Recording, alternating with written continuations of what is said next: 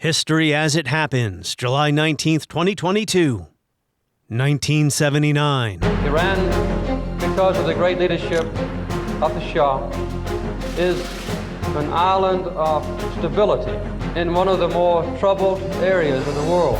But the strength comes because what I represent to my people, if they like it or not. For the last 7 days, Tehran and other cities have seen violent clashes between troops and demonstrators demanding Khomeini's return. Khomeini was being held down the steps of his chartered Air France jet to set foot on Iranian ground for the first time. Some 60 Americans are now beginning their 6th day of captivity inside the U.S. Embassy. The government of Iran must recognize the gravity of the situation which it has itself created. Even though most analysts knew there were thousands of Soviet troops in Afghanistan, last week's coup d'etat caught most of them by surprise. There are conflicting reports out of Afghanistan, some saying that Soviet forces now are in complete control of all major towns and highways. Massive Soviet military forces have invaded the small, non-aligned, sovereign nation of Afghanistan. The Middle East, visited by President Biden, remains in many ways the outcome of the seismic events of 1979. A hostile Iran, jihadists in Afghanistan, and fear of foreign influence and interference in the world's oil supply. So let's return to the year that changed everything. Next, with Bob Vitalis, as we report history as it happens, a podcast from the Washington Times. I'm Martin DeCaro. These two acts, one of international terrorism and one of military aggression, present a serious challenge to the United States of America and indeed to all the nations of the world. Bottom line is this trip is about, once again, positioning America in this region for the future. We are not going to leave a vacuum in the Middle East for Russia or China to fill.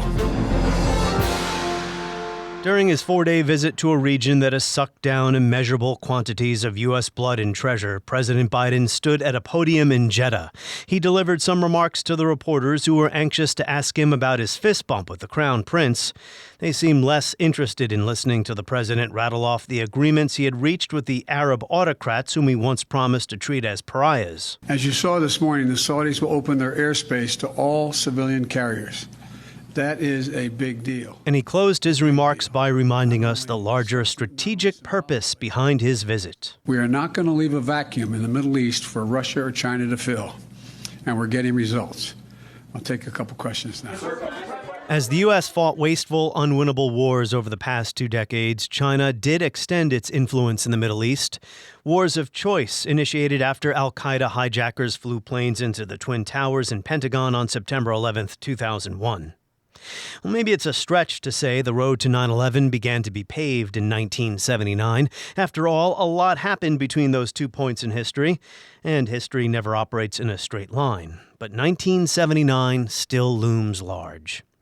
It was the year the U.S. lost its supposedly most reliable ally in the Middle East, Iran, then led by the Shah, whom President Carter toasted during his trip to Iran on New Year's Eve 1977. And there is no leader with whom I have a deeper sense of personal gratitude and personal friendship.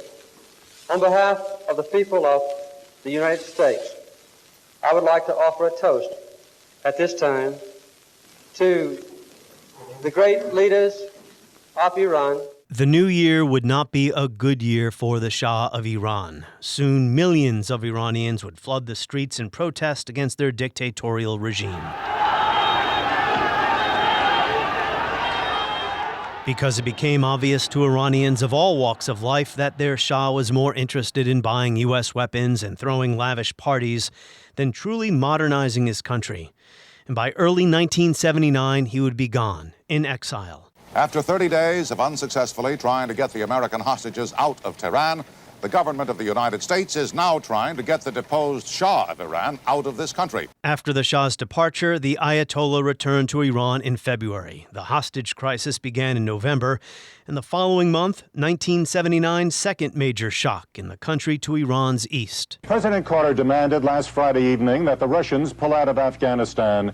There were an estimated 50,000 to 60,000 Soviet troops already there. The Red Army poured into Afghanistan to save the communist regime in Kabul, leading to a decade-long nightmare of death and destruction, from which Afghanistan has not recovered. a decade that saw the U.S. send money and arms to the anti-Soviet resistance. The support that the United States has been providing the resistance will be strengthened rather than diminished so that it can continue to fight effectively for freedom. A just struggle against foreign tyranny can count upon worldwide support, both political and material. Ronald Reagan at a White House news conference with the Mujahideen in 1986. And all that assistance would help nurture a generation of jihadists who would take their holy war to other countries in future decades.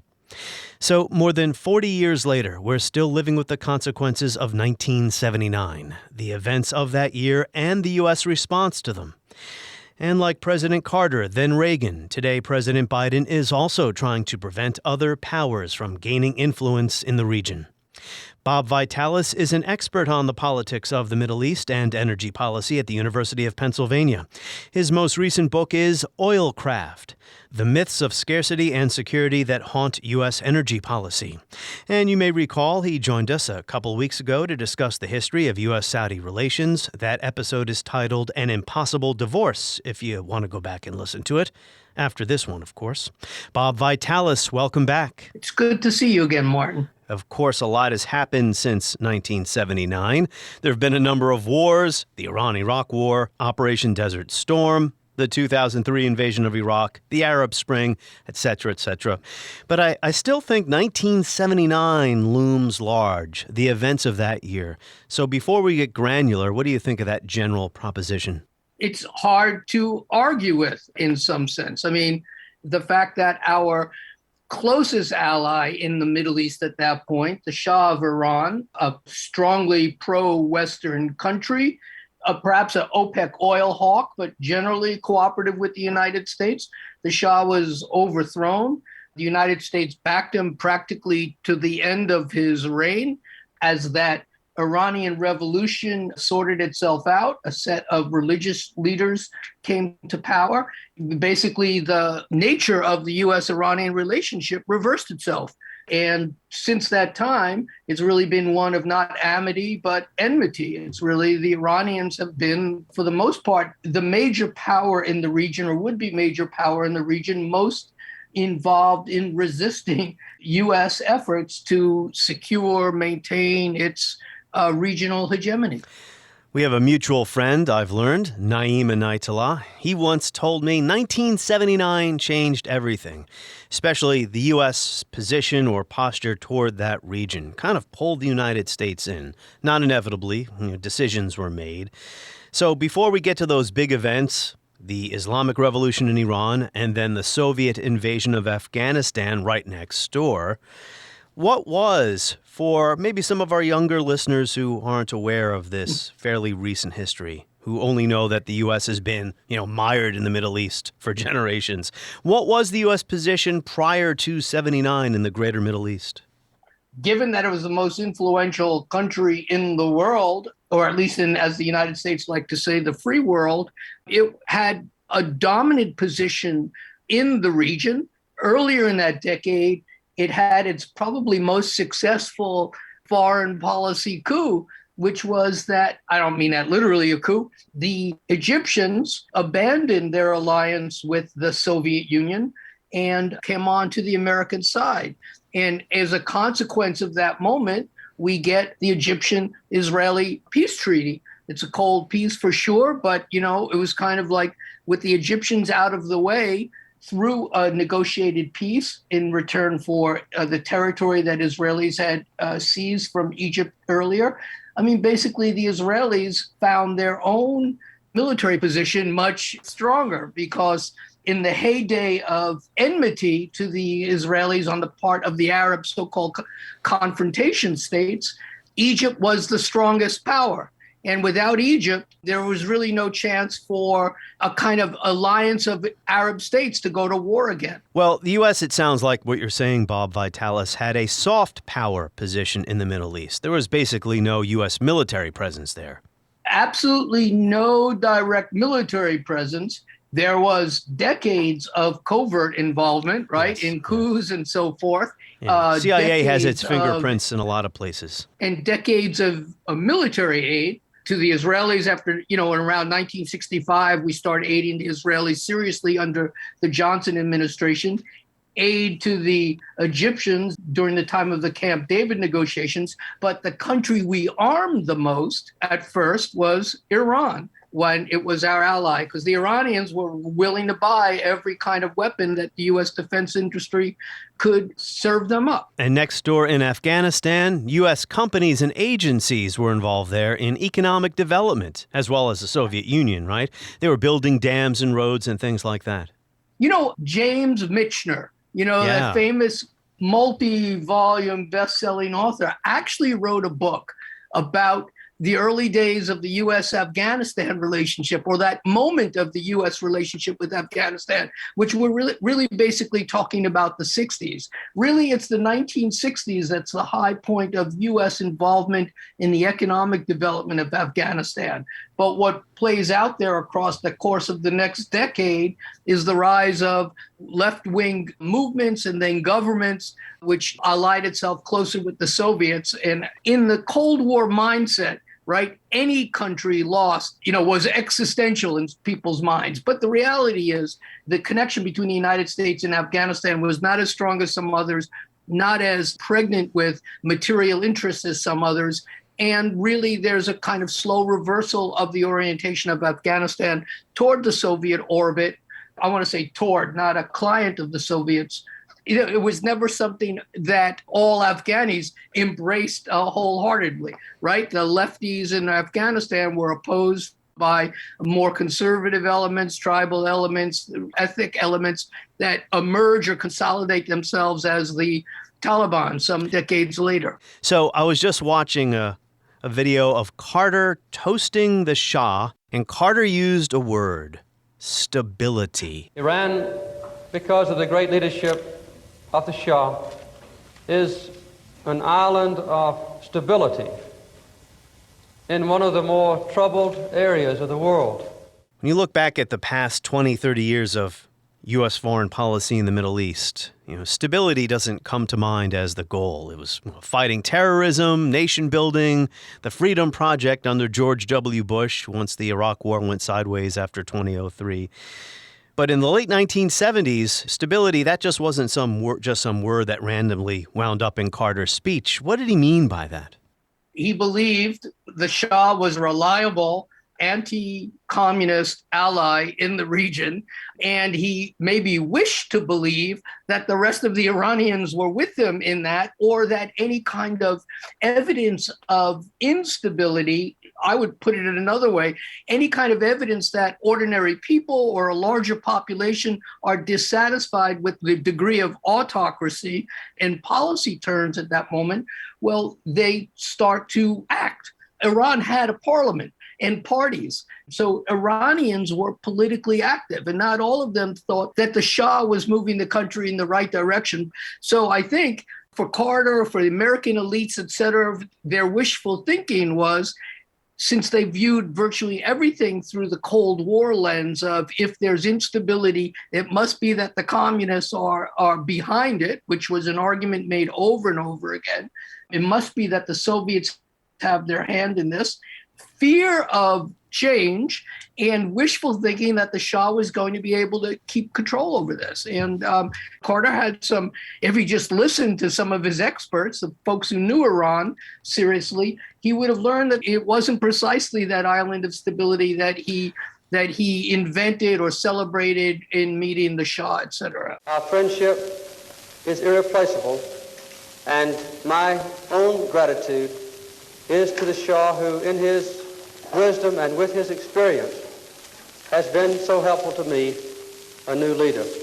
Exactly. From the outside looking in, it may have looked stable. We're going to get into that because I think there's no part of the world that is described as chaotic as often as the Middle East. That adjective has become synonymous with the Middle East, unlike no other region in the world.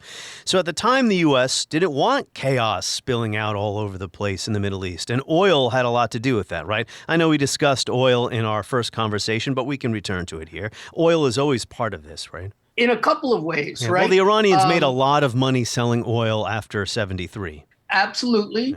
The great fear was that the Soviets were going to come and get the oil. And if the Soviets somehow got the oil or, either directly or through some set of local allies, Communist Party, left-wingers, et cetera, that somehow the so-called free world was going to be deprived of those resources.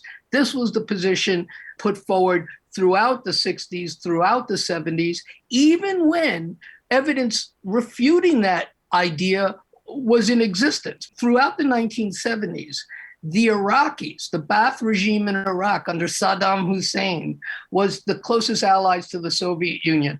That said, the Soviets had no capacity to influence Iraqi decisions on oil, and the Iraqis themselves were happily selling all the oil they could to the West, et cetera. We should have known, and some folks did know and explained this during the late 70s, that this vision that the Soviets were somehow going to take over the oil resources of the Gulf or deprive the US and NATO and Japan of its resources. Well, that's like a kind of, I would almost call it a comic book vision of global politics, but one that Americans or American elites or intellectuals put forward over and over again.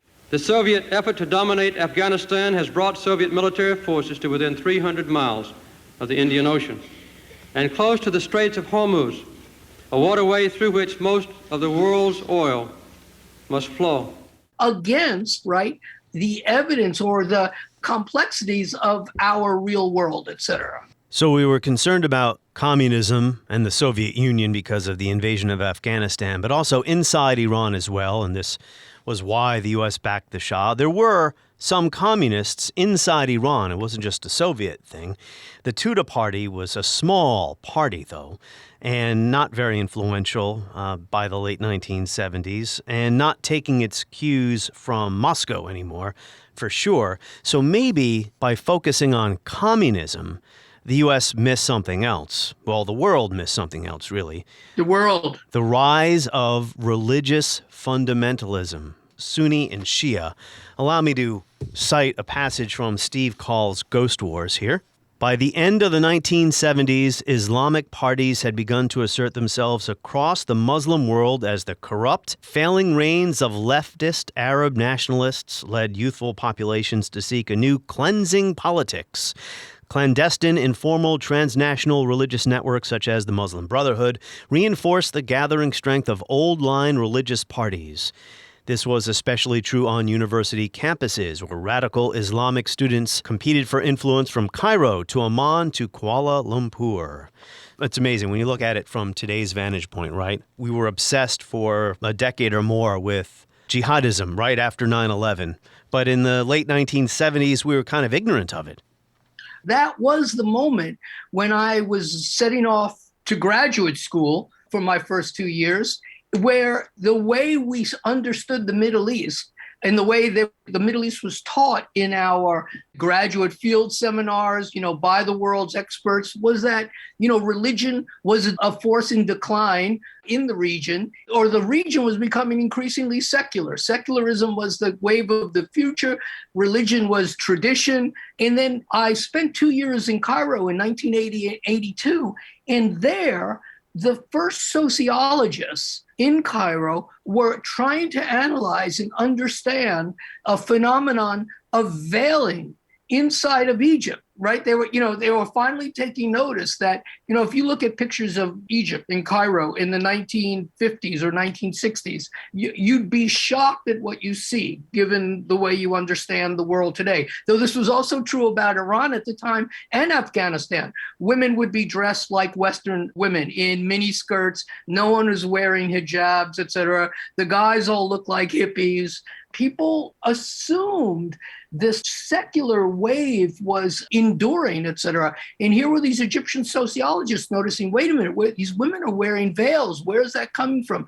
And then the first set of religious ideologues, let's say radical ideologues, were in jail. One of my professors was busy interviewing them and trying to make sense of this, what to them seemed like this spontaneous or don't know where it came from rise in religiosity and a kind of understanding of the role of religion in politics after 2 decades or so of assuming that this was a spent force. And yeah, we're in a different world. Yeah, amazing. For sure. So I think we've established some context as we dive into 1979. But really, if we're going to talk about the Islamic Revolution, we're going to have to linger in 78 for a while because the Shah left Iran in January of 79 and the Ayatollah returned on February 1st. So about the Shah himself, right? I mean, the United States liked his regime. It provided stability, or at least the appearance of stability. He sold us a lot of oil. He sold a lot of oil to the world after 73. But the Shah himself was really not an impressive figure, despite what he thought of his own strength, right?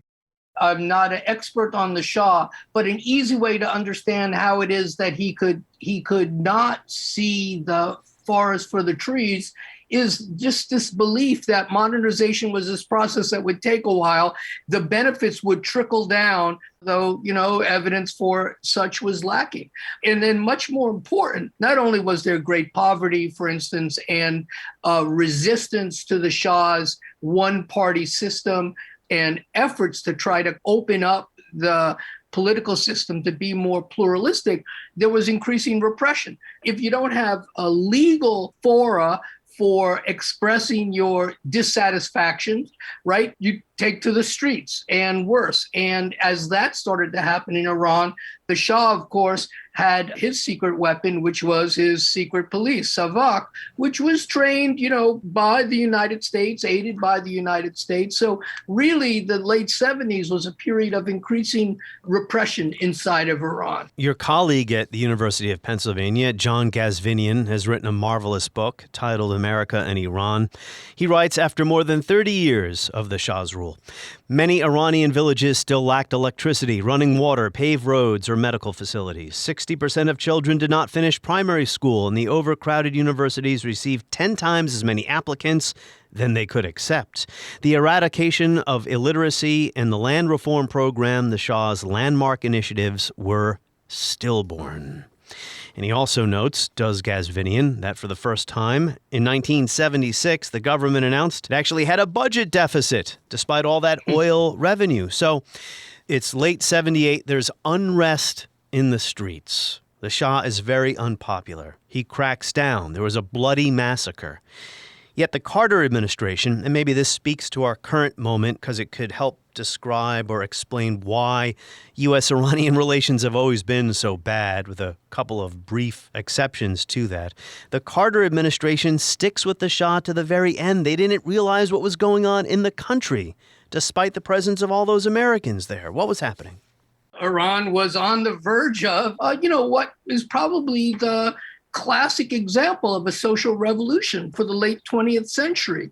A bunch of American academics, sociologists made their careers comparing the Russian Revolution, the French Revolution, and the Iranian Revolution as three examples of a similar phenomenon. And it was one. And, revolutions are violent. They are hard to sort out. For sure, that was what was happening in Iran. The Ayatollah Khomeini was in Paris, I believe. And if you go watch interviews that reporters were doing with him about what was happening in Iran, where he hadn't been for 15 years, it's kind of funny to watch these journalists asking him, what do you want for your country? Do you think you'll actually take over? And the Ayatollah says, yeah, just a couple of weeks before he wound up back in Iran, saying we expect to have a new government there in a couple of days. Do you have any feeling for how long it may be before there is an Islamic state in Iran? It is very close. Very soon we will announce a new government. When Khomeini returns to Iran, the Shah has already fled, right? He's in exile. Didn't the Carter administration have an opportunity to build some type of relationship with this new government? I mean, there was a provisional government in place run by moderates, even though at the same time the new regime was executing people who had been the Shah's men. and those pictures were being sent out to the world through journalism. I guess what I'm trying to say here is the Carter administration screwed up by sticking with the Shah too late, and then they seemed unwilling to reach out to Khomeini because there were hardliners within the administration like Brzezinski. I guess I kind of answered my own question. Go ahead. Well, at moments like that, well, you can think about the Arab Spring, which we all witnessed, right? You can remember that. And you remember those weeks in Cairo. You could see that the elites, Hillary, Obama, their advisors, et cetera, are completely mixed on what to do because they can't really figure out what is going on. Though we believe, that somehow the U.S. has this secret kind of ability or it's on top of everything and in fact is manipulating this stuff. And they wanted to stick with Mubarak, right? Because he had been our buddy there. Right. But then different factions, they make noises, et cetera. I think something like that is going on, but in spades during the late Carter administration. Number one is the continuing fear or the continuing mindset that says, revolution, this is a communist led, right? Or the great fear was the left was going to take over. And so I think, one, they discount the power of the religious forces in this revolution, et cetera, until it's too late. Number two, we have to throw one extra factor into the story at this point, which is American domestic politics. You hinted at it when you said, after all, Brzezinski was a hardliner. Well, Carter, right, was in the fight for his political life at home. And anything he was going to do was going to be attacked by the Republican competitors for office. And as you know, Carter will lose the election and Ronald Reagan will come to power. So what they feared was, or the immobility, the relative immobility of the state to move in this moment was due in part, not wholly, but in part to the fear of the domestic fallout of making the wrong move. Any kind of conciliatory move to the Ayatollah was going to end up costing Carter because he was going to be attacked on it by both competing factions inside his own party and then, of course, the Republicans. We know that Ronald Reagan, went to town on that, right? I did criticize the president because of our undercutting of what was a stalwart ally, the Shah of Iran. And I am not at all convinced that he was that far out of line with his people or that they wanted that to happen. The Shah had done our bidding and carried our load in the Middle East for quite some time. Think about when Jimmy Carter attempted we got to get the hostage crisis in there, right? So once the students behind the Khomeini's line, behind the Ayatollah's line, occupies the U.S. embassy, what are Carter's enemies going to say? It's the old version of 1949 when Chinese have their revolution. Who lost Iran? Carter lost our ally, right? So he's virtually, I think, hamstrung by both their ideological predilections to think in terms, the Soviets are going to benefit from this, the Tudeh party is there, et cetera, and their constant domestic politics calculations as they're moving into the elections. And after all, what did Carter do? In response to that domestic pressure, he ceded much more power to what you call the hardliners, headed by Brzezinski. That's right, because the State Department was advising him differently. I mean, he didn't have a lot of good information, and after the Islamic Revolution or after early 1979, there were very few Americans left in Iran anymore. But to your point about the hostage crisis, that doesn't begin until November. The Islamic Republic was announced in early April. So just to recap, Khomeini arrives on February 1st, 1979. By that point, the Shah is already out of the country. And the United States is ignorant to the fact that Iranians are very bitter over U.S. support for the Shah. But Khomeini appoints what you would call a moderate provisional government. So there are several months here where there may have been a different outcome than the one we're still living with today, as President Biden visits the Middle East to talk about the Iranian threat with Saudi Arabia and Israel. Was Khomeini and his fellow clerics, were they interested in trying to restart the relationship with the United States?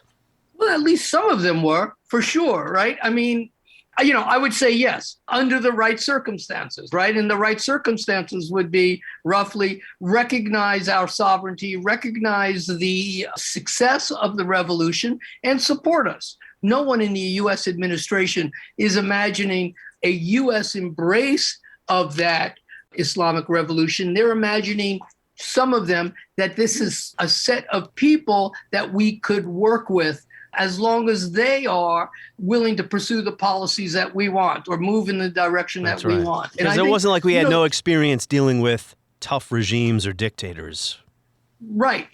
But this is a tough regime whose political project and ideological worldview and concern about the United States is quite different from our autocratic allies, right? What they would have dealt with was a United States that recognized their significance in the region and, I don't want to say genuflect to their power, but support it against its enemies. Or recognize it as legitimate. I mean, they didn't seem to understand Khomeini. They just didn't get him. Very few people outside Iran had even heard of him prior to 1979. So maybe the U.S. thought that he and his crew would just be, a temporary blip, and then you get back to business with whoever. I don't know. Yes, you've got it, right? But it didn't work out that way. And again, the Iranians were invested in the success of this revolution and didn't expect to become simply new clients of the United States. Americans have the hubris of, we're the most powerful force in the world, plus our ideas are the best. So we can maybe these guys will be able to be bought off with, some weapons or aid or something, right? And that wasn't going to happen. And the Carter administration was hamstrung by the domestic political situation they found themselves in. I'm glad you brought up the domestic politics, because that always affects foreign policy. So November of 1979, the students invade, if you will, the U.S. Embassy and take the hostages. This goes on, right until the very end of Carter's presidency, more than 440 days. This is in the news every day. In the era before 24/7 cable news, you did, though, get an update every single day. I think it was ABC's program that began this. That's how you get Ted Koppel. Yeah, day 65, day 66. The State Department is doing what it can, but for the moment at least, that doesn't appear to be much. There has been no direct contact with the U.S. Embassy in Tehran. That building is under the total control of the demonstrators. Why did the Ayatollahs allow the students to do this? Why didn't they intervene? Do we know? You might look in the index of John's book. I won't be able to give you the exact answer, but it would be something like this, right? There was not a consolidated power in that regime, right? As you know, it's still fluid. It's still fluid. Many of the moderates have lost power and are fleeing the country, right? The Tudeh party is trying to figure out ways to maybe launch guerrilla war. The Islamic government itself did not feel like it was fully consolidated. And I think radical elements in that coalition or that moment or in that loose coalition of forces feared that the Iranian government would actually end up allied with the United States again. And the United States, of course, in that mindset was seen as the great Satan. The student faction, the students who took over the embassy, were in a way playing politics and trying to push the revolution in the direction they wanted.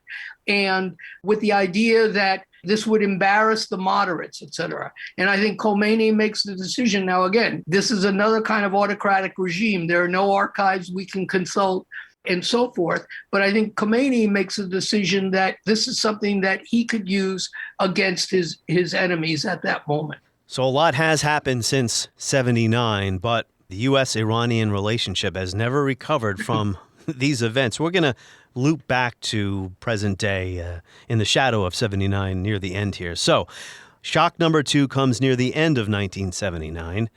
The Soviet Union invades Afghanistan, Christmas Eve, 1979. What compelled the Soviets to do that? The imminent loss of a close ally. The United States did not invade Iran in order to secure the Shah in power. But I'm sure, that was one of the contingency plans. Could this happen, et cetera? Would we be able to do it? The Soviets saw their own ally under threat by fractious politics and increasing unrest. And rather than lose that ally and lose the influence in the country, they stepped in to shore it up. It's a trite analogy, but I'm going to use it anyway. It's as, the United States has intervened time and again to try as much as it can to keep some allied or allied government in power. And it's usually pretty hard to do and pretty costly. Yeah, or as the Soviets did in 1956. But this was a much different situation. Afghanistan is a difficult place to invade. So in 1978, Afghanistan's president begins cracking down on communist leaders. And these were Afghans who had been backed by the KGB. The KGB had a strong presence in Afghanistan. I think there's a backlash to that, and Afghan communists take power. I think actually the president, Daoud, was assassinated because of the way he started dealing with communists inside the country. So Afghan communists take power, and then they begin to run roughshod over traditional Afghan society, just as this Islamist revival we were discussing is sweeping across the region, inspired in large part by Khomeini. So the Afghans basically ask for Soviet assistance, but that doesn't mean the Soviet Union has to go in there. They could have said no. What a miscalculation, huh? And we're still living with the ramifications of that, wouldn't you say? Yes, sir. Russians are, much more than anyone else. But yes. So why did the Carter administration see this as an opportunity to begin backing the anti-Soviet resistance? Because again, they didn't have to do that either on their part. Well, again, Carter is coming under increasing influence from his hardliners, Brzezinski, right? Yes. Led by Brzezinski. For Brzezinski, the whole world, we see that in the way he illustrates, the covers of his books. The world is this chessboard, right? And for them, the Soviets moving into Afghanistan could only be interpreted in one way, that this was the first move toward what, these ideologues understood as the Soviets' desire for a warm water port somehow, right? And it's going to head down from Afghanistan in their kind of quirky views of geopolitical maps, because these guys celebrate themselves as geopoliticians or with a good understanding of geography, et cetera. But they got this crazy idea that Afghanistan is somehow, it's like a hop, skip, and a jump from there to Saudi Arabia to the rest of the Persian Gulf, which they're going to take over next. So the Risk, the board game Risk, you said. Yes. Like that. Yes. Yeah. Just you like move your armies, game. Sweeping through the whole country on a few rolls of the dice. But go ahead. Yeah. Yep. And that's exactly it. And there was just this vision that the Soviets, in one way or the other, for some it was, if the Soviets successfully intervene in Afghanistan, the army's not staying there. It's marching on. We hear versions of this today, right? The Russian version of, they're not staying in Ukraine. They've got these other projects, who's to say, right? Or alternative or counter example would be the Soviets would, through covert means and through supporting local allies, continue to wreak havoc on the U.S. position in the Middle East, which in that same geopolitical moment was increasingly coming to be understood as the oil resources of the Gulf, right? Because of the oil crisis, the price revolution, the decline in U.S. production before fracking, et cetera, and so forth. So it was like this concatenation of forces and factors that drove the geopolitical ideologues into paroxysms of the Soviets are coming. There were RAND studies laying out some of this, et cetera. So it was this great fear. And then there's one more factor, right? You do this because you can prove yourself. You're desperately trying to stave off a Republican victory. Now, how is Ronald Reagan positioning himself in the elections against Carter? Carter has ceded all sorts of power to our enemies. The communists are on the rise, et cetera.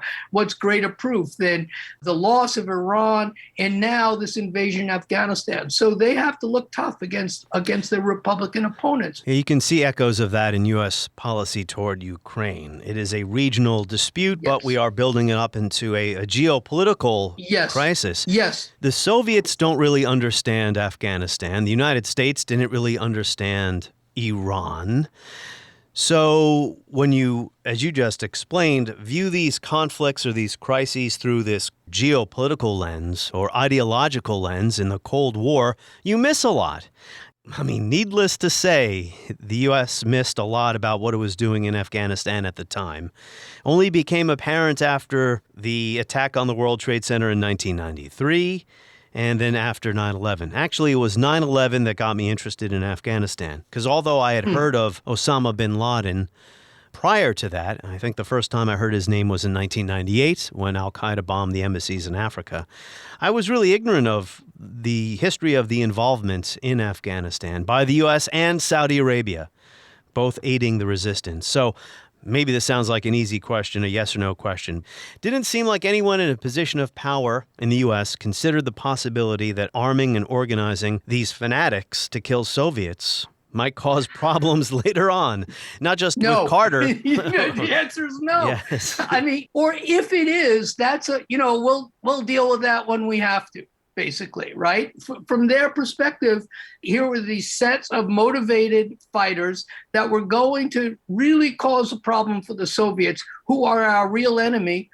Our enemy's enemy is our friend. I mean, it was a kind of an alliance of convenience. And no one was thinking in those terms. I'm not privy to conversations in Washington, nor have I kind of looked at the archives for what might be revealed about this moment.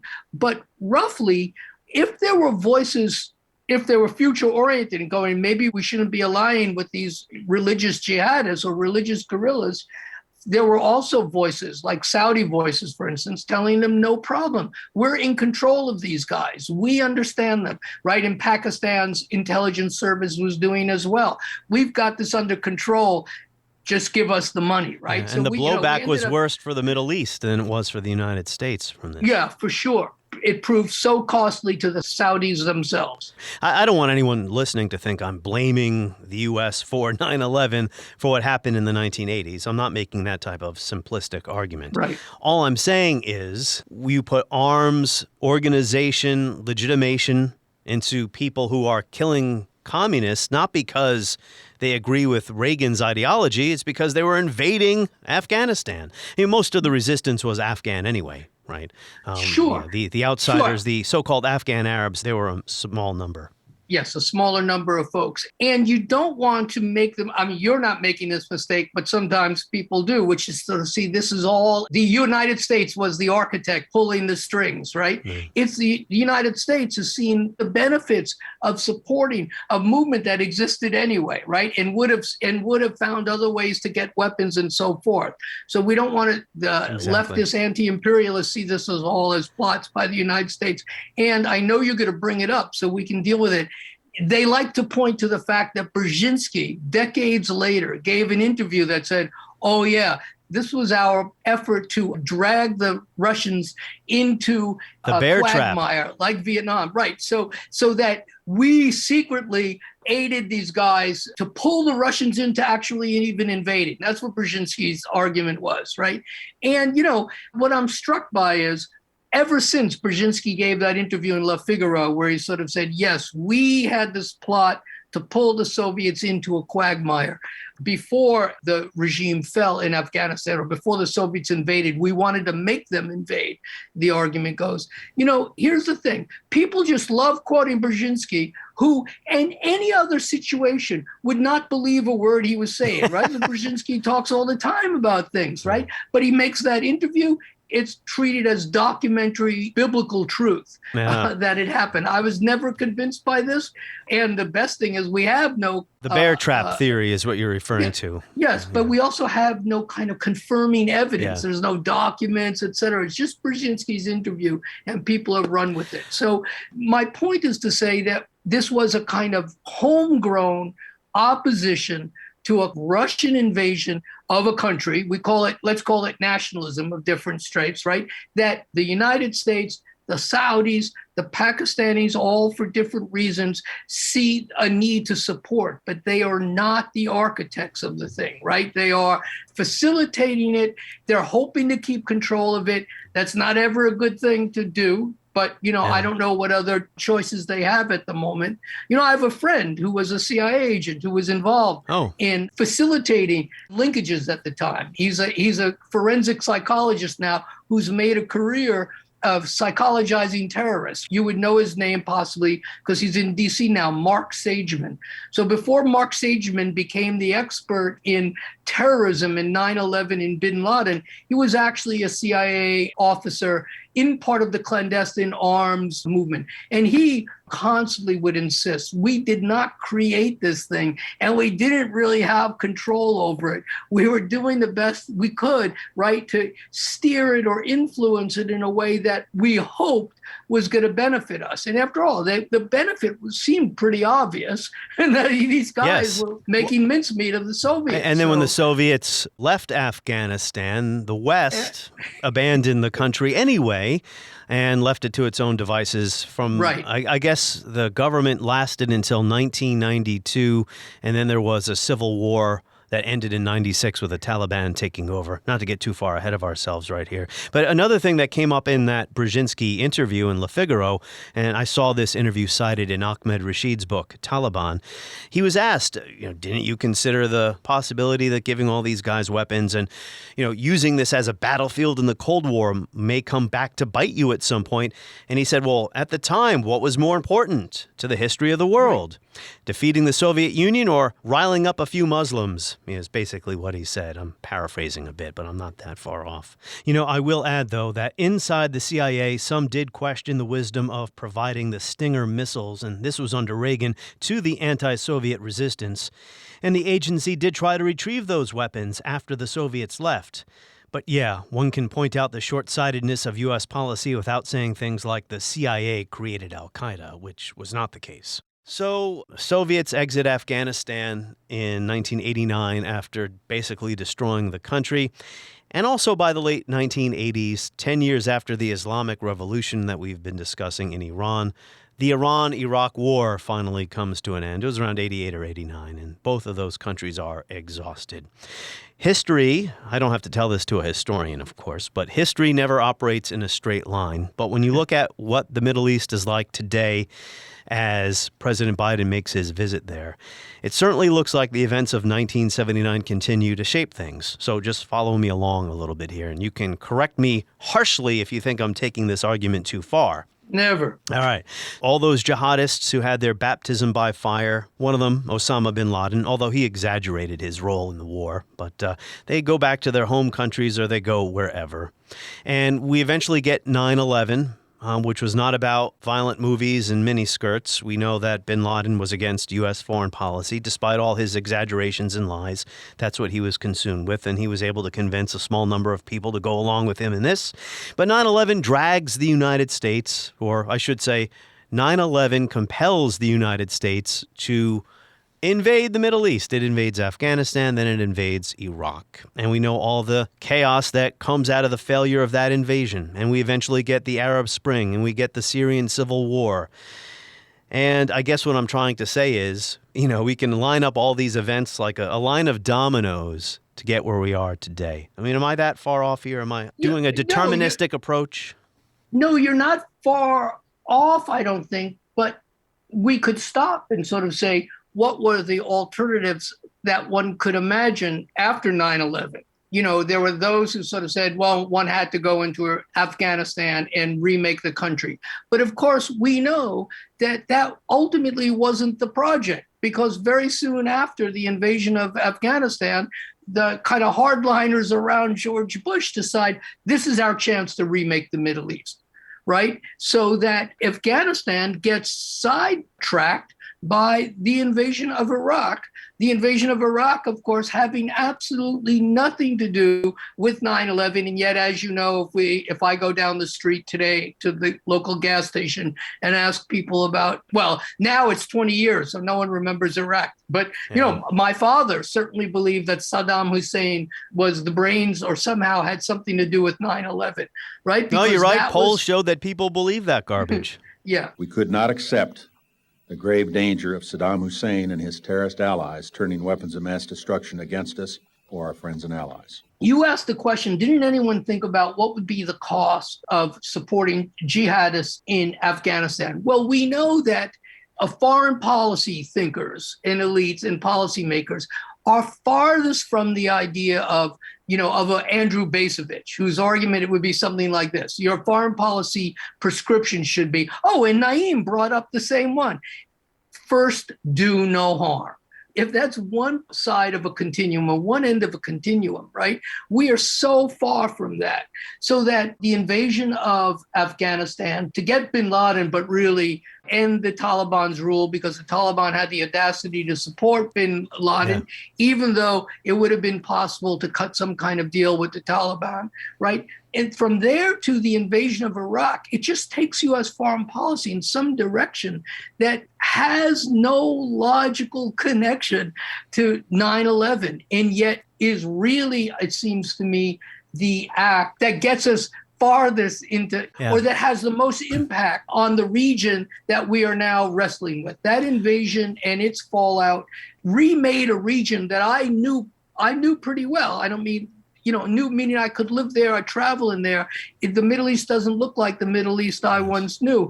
I think the invasion of 2003 in Iraq is really the linchpin of this set of changes, et cetera. Absolutely. And it's still affecting the region today, even if Americans aren't paying attention to it. I mean, it made Iran more influential. And there was no reason for it, right? He was no good reason. Hussein was the secular Sunni counterbalance to the Shia Ayatollahs in Tehran. Let me just share with you a quote from Gregory Gauss, another historian on the Middle East. You told me to check out his work before we spoke. He said recently, just before Biden's arrival in the Middle East, there is no question the Middle East is a mess. The usual explanations for the disarray, however, fail to capture the root cause. Sectarianism, popular discontent with unrepresentative governments, economic failure, and foreign interference, which is what we've been discussing, are the usual suspects in most analyses, but they are symptoms of the regional crisis, not causes. The weakness and in some cases collapse of central authority in so many of the region's states is the real source of its current disorder. So yes, he's right about that. These are symptoms of something. But I want to step back and push you a little bit on your own determinism. Because I think there are many more. I think there are other events and forces or vectors that get us to the, set of outcomes, 9/11, the invasion of Iraq, and so forth. One would be bin Laden's motivation. After the war in Afghanistan, what he was most concerned about, and what really explains his activities in the 1990s, is the fact that the Saudis let the United States into Saudi Arabia, the military into Saudi Arabia in the war against Kuwait. 1990-91, yes. Right. That was outrageous. That was outrageous, not to just to bin Laden and bin Laden's band of, let's call them global jihadists. It was also outrageous to what were basically local opponents. The best expert I know on Saudi Arabia calls them basically local jihadists, not those who imagine some global conspiracy or moment or takeover or creation of a caliphate, but were just outraged by the fact that these American men and women, soldiers, were on holy land. And those people weren't in love with the regime anyway, either, the Saudi regime. Right. So there's that vector that matters to the story. And there's one more. We can't say what the United States would have ultimately done with Saddam Hussein, but we had, under Clinton and then under the Republicans, it was called the Iraq Liberation Act, right? There were covert operations going, and there was this idea that, and remember, we had sanctions on Saddam all through the 90s. So it's not clear to me that some kind of foreign policy adventure wouldn't have been contemplated without 9/11. I think those who like the idea of taking out Saddam saw 9/11 as the perfect grounds for doing so, because they were going to get less pushback than they might otherwise would have. Yeah. I don't really think any of the neocon hawks really believe Saddam had nothing to do with it. They knew all that, but they didn't like Saddam. They didn't like basically Saddam was a second enemy of the United States, opposed to the United States' preferences for the region. You had both Iran and Iraq at that point enemies themselves, and I wouldn't say in agreement, but both seeking to undermine or weaken United States' position in the region for their own interests, et cetera, and with weapons that they could wield in the course of doing so, which also then threatened U.S. allies, et cetera. So I don't see no 9/11, then I don't know, U.S. Iraq rapprochement. I can tell you this, though. Right? I agree with that. I know an oil man who I once tried to chat up for a donation to Penn. I failed to do that. He's endowed Princeton with multi-millions dollars to support Iranian studies at Princeton. But he told me, right, and he told me that in the 1990s, when there was this moment when Albright was a Secretary of State, and Americans were thinking there might be this space for a kind of rapprochement of some sort with the Iranians, et cetera. He brought Rupert Murdoch secretly to Iran. Without passports, they just flew there to meet with the Ayatollah. So there have always been efforts to imagine, hey, is this possible to reduce tensions, maybe open things up? So there would have been folks also thinking that way about Iraq, et cetera, but I don't think there's no guarantee that we wouldn't have instead moved in another direction in both those places. Well, John Gazvinian argues in his book convincingly that efforts to improve relations with Iran on the part of the United States were derailed by Israel, who feared losing influence in the region because in the 1980s, people forget this, Israel and Iran got along just fine. Maybe the relationship wasn't publicized, but they cooperated on a number of things, including the Iran-Contra scandal, right? I mean, that was Reagan's attempt to improve relations with Iran. In 1986, Reagan said the Iranian Revolution is a fact of history. But between American and Iranian basic national interests, there need be no permanent conflict. Since 1983, various countries have made overtures to stimulate direct contact between the United States and Iran. European, Near East, and Far East countries have attempted to serve as intermediaries. Despite a U.S. willingness to proceed, none of these overtures bore fruit. So Reagan's approach was to sell arms to Iran in exchange for hostages because he thought the Iranians could have some influence over the hostage takers who I guess were in Lebanon. Not to go down an Iran-Contra rabbit hole, why don't we end on this note? Because, well, it's very easy to get lost in a maze of Middle Eastern politics. Does the United States view Saudi Arabia today the way it once viewed the Shah's regime, as a potential pillar of stability in a volatile region? Ever since ever since 1948, there have been Americans that have been predicting the fall of the House of Saud. And it happened again in the 50s. It happened in the 70s. All through the 80s, we were concerned about this. And anytime oil prices go down, there's a prediction of, instability because the Saudis have less money to pay off X, Y, or Z. Gregory Goss is famous for deprecating these ideas. People are convinced, right, that the Saudis are, after all, monarchies are, a thing of the past. They don't exist in Iran anymore. The Saudis' days are numbered. Well, they've been numbered for, now almost a century. Yeah, so that's right. I think the Saudi regime is pretty stable, but who can possibly say? Yeah, well, just one more parallel to 79, right, or difference. In 78, there were millions of Iranians taking to the streets. Yes. I don't see any images of that in Saudi Arabia ever. No, and though we remember Iraq in 1958 as a monarchy, in Iran in 1979 as a monarchy, there was a history of populist politics and parties and parliaments, right? Mossadegh. In a kind of institutional framework that allowed ordinary people into the political system. There's nothing like that in Saudi Arabia, right? No parties, no politics. No formal institutional politics. There's the Al Saud who, have people come and, tell them their problems and they decide whether they want to sort them or not. When MBS decided to lift the ban on driving for his citizens or open up movie theaters, that's not in response to a kind of intense popular pressure or political pressure.